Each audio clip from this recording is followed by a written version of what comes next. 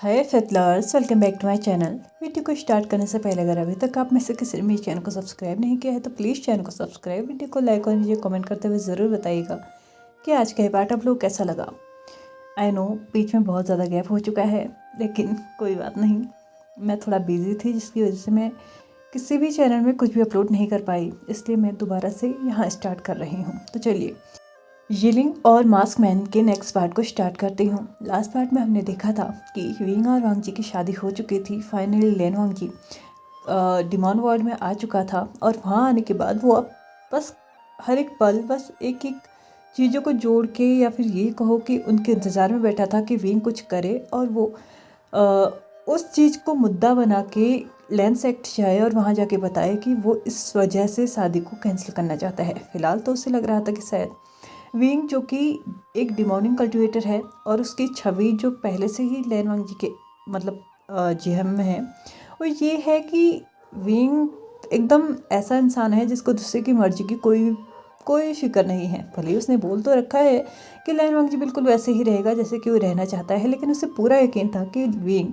ऐसा कुछ भी नहीं करने वाला। इसलिए इस वक्त उसे लग रहा था कि शायद अब खाना खाने के बाद विंग और लेन वांग जी की जो शादी की फर्स्ट नाइट वाली रिचुअल होने वाली है वो होगी, और बस यही वो एक कारण होगा जिसकी वजह से वो इस शादी को तोड़ सकता है। लगभग आधे घंटे के बाद सभी लोग आराम से खाना खा चुके थे और अब बारी थी कि सभी लोग आराम कर लें, क्योंकि दिन भर बहुत ज़्यादा थक चुके हैं और जो मैजिक वर्ल्ड के लोग थे उन्हें भी अपने वर्ल्ड में वापस लौटने में काफ़ी टाइम लगेगा, इसलिए उन्हें भी टाइम से निकल जाना चाहिए। यहाँ पे विंग फाइनली मैजिक वर्ल्ड के जो कुछ लोग आए हुए थे, फिलहाल यहाँ पे उनका आज राजा नहीं आया हुआ था क्योंकि उसके पास कुछ अपने पर्सनल रीजंस थे जो कि विंग समझता भी था और उससे इस बात का कुछ बुरा भी नहीं लगा था। इसलिए जो कोई भी आया था उनको ही वो बस गेट तक पहुँचाने के लिए गया था। यहाँ पे विंग जब वापस आता है उन सभी के साथ वापस से बैठता है तो वो देखता है कि लेन वांग जी भी वहीं पे था। तो यहाँ पे वैन किंग की तरफ देखते हुए विंग बोलता है कि क्या तुमने अभी तक इसको इसका कमरा नहीं दिखाया है। तो यहाँ पे विंग को थोड़ा सा डांटते हुए वैन किंग बोलती है कि एटलीस्ट एक काम तो खुद कर लो, जाके उसको उसका कमरा खुद दिखा लो, वैसे मैं भी थक चुकी हूँ, मुझे भी रेस्ट करना है। ऐसा कहते हुए वो बाकी सभी की तरफ देखती है, वहाँ पे उन सभी को बोलती है कि बहुत ज़्यादा लेट हो चुका है और हमें कल सुबह से ही अपने नॉर्मल रूटीन में फिर से लौटना है, तो तुम सभी को भी रेस्ट कर लेना चाहिए। और हाँ, तुम जाके लेन वांग जी को उसका कमरा दिखा दो। लेन वांग जी जो कि एक अलग ही सोच में डूबा हुआ था, उसने विंग और वैन किंग इन दोनों की ही कोई बातें नहीं सुनी थी। तो विंग भी वैन किंग की तरफ देखते हुए बोलता है ठीक है, तुम थक चुके हो तो कोई बात नहीं, मैं खुद ही इसको उसका रूम दिखा दूंगा। ऐसा कहते हुए वो एक दूसरे से विदा लेते हैं और दोनों ही अब अपने अपने काम में लग चुके थे। वैन किंग जो कि अपने कमरे पे जा चुकी थी और यहाँ पे लेन वांग जी जो कि अभी भी उन गहरी सोचों में ही डूबा हुआ था, वहाँ पे विंग उसके पास पहुँचता है, उसके बोलता है कि चलो हमें कमरे में जाना है। लेन वांग जी की हालत तो बिल्कुल ख़राब हुई पड़ी थी, क्योंकि वो अच्छे से जानता था कि भले ही वो ये सब कुछ नहीं करना चाहता, हालांकि वो अभी तक इसी का इंतज़ार कर रहा था, इसी मौके का, बट फिर भी उसकी हालत ख़राब थी उस कमरे में जाने में जहाँ पे विंग उसको लेके जाने वाला था। विंग उसको अपने साथ लेके जाता है। लेन वांग जी अपने कदमों को बहुत धीरे धीरे आगे बढ़ा रहा था क्योंकि वो इस सिचुएशन को फेस नहीं करना चाहता था, लेकिन वो ये भी जानता था कि जब इस सिचुएशन को फेस करेगा तभी यहाँ से जाने का कोई रास्ता मिल पाएगा, यहाँ से छुटकारा पाने का इसके अलावा उसके पास कोई रास्ता फिलहाल उसे नज़र नहीं आ रहा था। इसलिए ये तो उसे करना होगा और हाँ, जितना हो सके उतना रेसिस्ट करना होगा ताकि विंग फोर्स करे और उसको मौका मिले। विंग और लेन वांग जी फाइनली 5 मिनट के अंदर लेन वांग जी के कमरे के बाहर पहुंच चुके थे। लेन वांग जी के कमरे के बाहर पहुंचते ही विंग ने दरवाज़ा खोला और लेन वांग जी को हाथ से इशारा करते हुए अंदर जाने के लिए बोला, लेकिन वो इशारा ऐसा नहीं था जैसे कि वो ऑर्डर दे रहा है, वो बिल्कुल ऐसा इशारा था जैसे कि वो उसका स्वागत कर रहा है। लेन वांग जी विंग की तरफ देखता है तो विंग बोलता है, कहीं ऐसा तो नहीं ना कि तुम्हें पूरी रात बाहर ही बितानी है। वैसे मुझे कोई प्रॉब्लम नहीं है, लेकिन शायद तुम भूल रहे हो कि तुम यहाँ की एक नए मेंबर हो और तुम यिलिंग पैट्रियार्क के पार्टनर भी हो, तो तुम्हें कुछ हो गया तो ऑफ कोर्स सी बात है सारी दुनिया मुझ पे ही थूकेगी, मुझे ही ताने मारेगी कि मैं अपने हस्बैंड का पहले दिन ही ख्याल नहीं रख पाया, इसलिए अच्छा हुआ कि अंदर चले जाओ।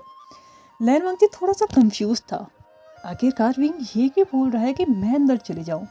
क्या वो अंदर नहीं आने वाला? खैर जो भी है, मैं फिलहाल चले जाता हूँ, वो पीछे से आ ही जाएगा। ऐसा सोचते हुए लैनवांग जी ने अपने कदमों को अंदर बढ़ाया। वो ऑलमोस्ट चलते हुए बेड तक पहुंच चुका था, बट अभी भी विंग बाहर ही खड़ा था। उसने मुड़ते हुए विंग की तरफ देखा और उसके बाद बोला, क्या तुम अंदर नहीं आ रहे? तो यहाँ पे विंग हंसते हुए बोलता है, क्या तुम चाहते हो कि मैं अंदर आऊँ? उसने थोड़ा सा नोटिस स्माइल के साथ ये बोला था। और लैनवांग जी का जो दरवाजे का एक सिरा मतलब कोना था ना, उस पर सहारा लेते हुए अपने दोनों पैरों को मतलब एकदम फोल्ड किया, अपनी हाथों को भी फोल्ड किया, थोड़ा सा सहारा लेते हुए अपने सर को दरवाजे के कॉर्नर पे टिकाया और उसके बाद बोला, वैसे तुम चाहते हो तो मैं आ सकता हूँ। यहाँ पे लैनवांग जी से बोलता है, क्या मतलब है इसका? ये तुम्हारा भी तो कमरा होगा ना? तो यहाँ पे लैनवांग जी की तरफ देखते हुए विंग हंसते हुए बोलता है, नहीं, ये तुम्हारा कमरा है। और रही बात मेरे अंदर आने की, मैं यहाँ तब तक नहीं आऊँगा जब तक तुम पूरे प्यार से, दिल से और अपनी इच्छा से नहीं चाहोगे कि मैं यहाँ आऊँ। तब तक मैं सच में इस कमरे के अंदर नहीं आऊँगा। ऐसा कहते हुए वो लैनवांग जी को गुड नाइट तो विश करता है, लेकिन जाते जाते उसको ये भी बोलता है कि टाइटली दरवाज़ा बंद कर लेना, क्योंकि भले ही मैं ना आऊँ, लेकिन जीलिंग पैट्रियार्क के घर पे बहुत सारे घोस्ट हैं, कोई भी कभी भी आ सकता है। कहीं ऐसा ना हो सुबह होते होते मेरा हस्बैंड ही गायब है। तो यहाँ पे विंग उसको थोड़ा चिढ़ाते हुए बोलता है, जैसे कि लैनवांग जी ने तो आज तक किसी घोस्ट से लड़ाई की ही ना हो, उससे वो जीता ही ना हो, कभी वो कल्टिवेशन में अच्छा रहा ही ना हो। यहाँ पे वो उसको टीज कर रहा था, क्योंकि आज सुबह ही वो वैन किंग से हारा हुआ था, तो ऑफ कोर्स सी बात है, यहाँ पे टीज करना तो बनता था। लैनवांग जी गुस्से में लाल पीले हुए जा रहा था, लेकिन इस वक्त वो विंग का जाना बर्दाश्त नहीं कर पा रहा था, क्योंकि अगर विंग चले गया तो उसका प्लान का क्या होगा। उसने जो प्लान बनाया है इतना अच्छा खासा सा कि पहले दिन ही शादी को डी एंड करेगा, वो कैसे हो पाएगा? लेकिन वो यहाँ पे विंग को इनवाइट भी नहीं कर सकता है, क्योंकि अगर उसने उससे बुलाया तो ऑफकोर्स सी बात है, जो भी होगा वो उसकी मर्जी ही उसमें मानी जाएगी। तो यहाँ पे इस रीजन से तो वहाँ पे ऐसा नहीं हो सकता कि मतलब शादी को तोड़ दिया जाए। विंग अपने रूम में जा चुका था। लैनवांग जी ने भी दरवाजे को पटकते हुए बंद कर दिया था। वापस से वो अपने रोब्स की तरफ देखता है तो वो उसे थोड़ा गर्ली टाइप के दिख रहे थे, मतलब लड़कियों के टाइप। और ऑफ कोर्स सी बात है, वो उसके मदर की रोब थे, आई मीन विंग के मदर की रोब थे, तो वो लड़कियों टाइप तो होंगे ही, इसलिए वो उन्हें चेंज करना चाहता था। लेकिन वो एक बार अच्छे से जानता था कि वो रोब्स जो कि विंग ने उसके लिए भेजे थे उससे तो ये काफ़ी अच्छे हैं, एटलीस्ट लाइट वेटेड और लाइट कलर तो है। लेकिन पता नहीं क्यों उसको फिर भी इन सब में अनकम्फर्ट फील हो रहा था। उसने सोचा कि क्यों ना वो कुछ ऐसा ढूंढ ले जो कि उसको सूट करता हो। इसीलिए उसने जैसे ही कवर्ड को खोला तो वो हैरान रह गया था। वहाँ पे एकदम वैसे ही कपड़े रखे गए थे जैसे कि लैनवांग जी को पसंद थे। हालांकि विंग अच्छे से जानता था कि लेंथ सेट में ऑलमोस्ट 7 से ज़्यादा लेयर पहनी जाती हैं, और वैसे ही उन कपड़ों को अरेंज भी किया गया था। लेकिन यहाँ पे लैनवांग जी ये नहीं जानता था कि विंग ने मतलब हर एक चीज़ वैसे ही अरेंज की थी। White shoes, sky blue, white, या फिर मतलब बहुत लाइट कलर के उसके लिए रोब्स, और ज्वेलरी तो बिल्कुल भी नहीं थी। हेड एंड एक्सेसरीज या ऐसी चीज़ें कुछ भी नहीं थी, नॉर्मल सी चीज़ें थी जो कि लैनवांग जी को पसंद थी। लैनवांग जी अपने मन में ही ये सोचने लगा था कि यहाँ पे ये सब कुछ चीज़ें हैं तो वो चीज़ें कहाँ गई। उसे लगने लगा था शायद उसे शादी के बाद वही सारे रोब्स पहनने होंगे, लेकिन शायद वो गलत था। इसलिए यहाँ पे उसने देखा तो उसके लिए एक अलग ही अरेंजमेंट्स करके रखे हुए थे। लैनवांग जी ने अब धीरे धीरे पूरे कमरे को चारों तरफ देखना स्टार्ट किया, तो उसने देखा कि कमरे का जो वातावरण था ना, वो भी एकदम शांत था। ठंडी ठंडी सी हवाएं आ रही थी जो कि बहुत ज़्यादा स्वीट लग रही थी। उस वक्त ऐसा लग रहा था कि जैसे वो माइंड फ्रेश कर रही हूँ।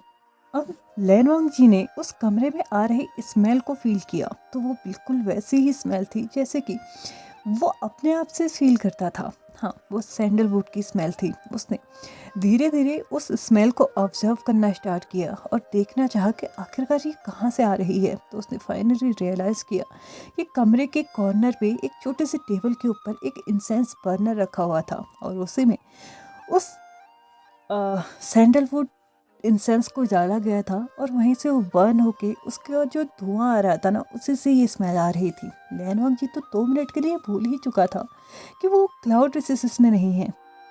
लैनवांग जी ने फिर से पूरे कमरे को टटोला तो वहाँ पे उसे कुछ नज़र आया, जैसे कि कुछ पर्दे थे जिसकी वजह से कमरे का पार्टीशन टाइप का हुआ पड़ा था, मतलब कमरा दो भागों में विभाजित टाइप का हुआ था। उसने उन कर्टन्स के पास जाके उन कर्टन्स को हटाया तो उसने देखा कि अंदर एक बाथरूम बना हुआ था, हालांकि उसमें डोर नहीं था और इतनी सारी फैसिलिटीज़ यहाँ पे हो भी नहीं सकती, लेकिन उसने ये देख के बहुत ज़्यादा अमेज्ड फील किया कि उसके ही रूम में उसके लिए नहाने का तक इंतज़ाम किया गया है। मतलब यहाँ पे एक छोटा सा नहीं, लेकिन हाँ, एक इंसान नहा सके इतना बड़ा बाथटब था। साथ ही साथ उसमें पानी का भी पूरा वो था। सैंडलवुड से बना हुआ शॉप था। बहुत सारी चीज़ें थी जो लैनवांग जी को यहाँ पे बहुत अच्छा फील करा रही थी। लैनवांग जी ने फिर से उस पानी में हाथ लगाया तो काफ़ी ठंडा था, इसलिए इस ठंडे पानी से तो वह अभी सावन मतलब नहा नहीं सकता, इसलिए फ़िलहाल के लिए उसने कर्टन्स को दोबारा से बंद कर दिया। और वैसे भी उसे लग नहीं रहा था कि वो इतना गंदा भी हुआ होगा कि फ़िलहाल उसे नहाने की ज़रूरत है। लेकिन हाँ, सुबह होते ही शायद यहाँ का जो वेदर है ना, वो इतना अच्छा भी नहीं है कि ठंडे पानी से नहाया जा सके, इसलिए सुबह होते ही वो गर्म पानी से नहाएगा। लैनवांग जी ने एक खिड़की के पास जाके देखा तो वहाँ से जब बाहर का व्यू देखा जा रहा था ना, वो बहुत ज़्यादा अच्छा था। बहुत एकदम फ्लावर्स थे, कहीं से माउंटेन दिख रहा था तो कहीं से पीछे की बनी हुई झील दिख रही थी।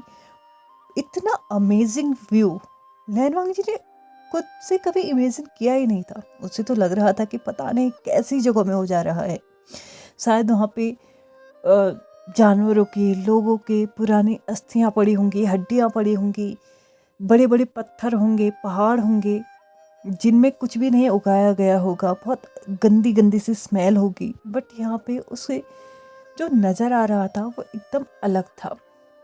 लैनवांग जी ने फिर से अपने कमरे का मुआवना किया, जहाँ पे फिर से उसने सेम उसी बाथरूम के अपोजिट साइड पे एक छोटा सा डोर देखा।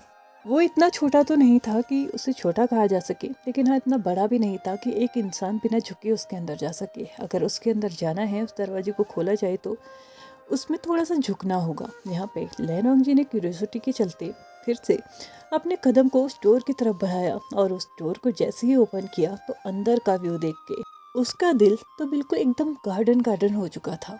उसने जैसे ही अंदर कदम रखा तो वहाँ पे बहुत सारी सेल्फ बनी हुई थी। एक छोटा सा कमरा, बहुत बड़ा उसको नहीं कहा जा सकता, हाँ, लेकिन हाँ, वो एक मिनी लाइब्रेरी उसको बोला जा सकता है। लैनवांग जी ने एक एक करके बुक्स पे हाथ रखा तो वो महसूस कर पा रहा था कि वो सारी बुक्स उसकी फेवरेट बुक्स हैं। वो कल्टिवेशन से रिलेटेड है, दुनिया से रिलेटेड है, magic word, demon word, cultivation word, इन तीनों के ही हिस्ट्री से रिलेटेड हैं।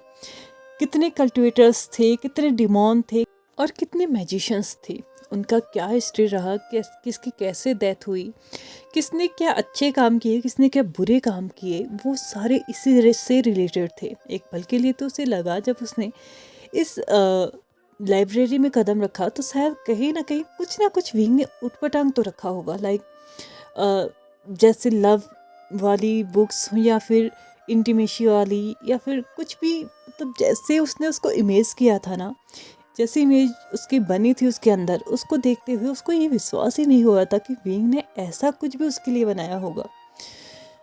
वो एक पल के लिए खुद से ये पूछने लगा था कि क्या विंग ने उसको सही कमरे में भेजा है, कहीं ऐसा तो नहीं ना कि विंग ने किसी और के कमरे में उसे भेज दिया है।